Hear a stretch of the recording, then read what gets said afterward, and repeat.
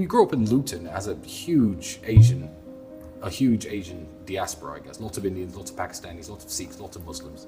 And these people work as a team.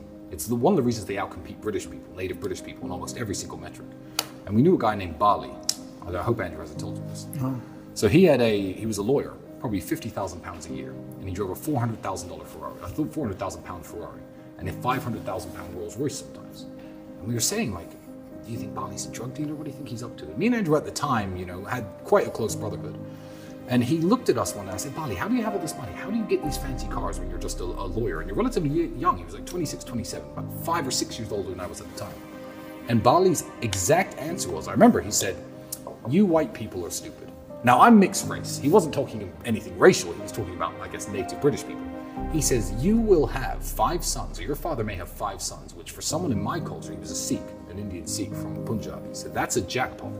And this Englishman's 5 sons will all move out of the family home. They'll pay 5 rents, probably to people like me. They'll take 5 different student debts out, go on 5 different career paths. They'll set up, they'll get 5 different mortgages, marry 5 different women, and never see each other again. You see, my father had 5 sons.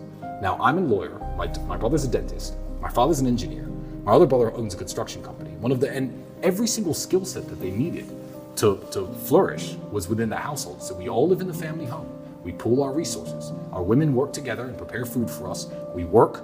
And every time that we have new children, or the family is expanded, we just expand the house. My brother owns a construction company, and that way, as a group, we have 3 Toyotas, 1 Ferrari, and 1 Rolls Royce, and we can all use them anytime we like. And that was what introduced me and Andrew, because we were flat broke at the time. We had nothing to share. To the idea of certainly, you know what? If we can buy a supercar together, one nice car, then we can just share that car. And now, thanks to his car addiction, we have, 40 plus, minus the 10 or 11 that have been temporarily seized by the Romanian government.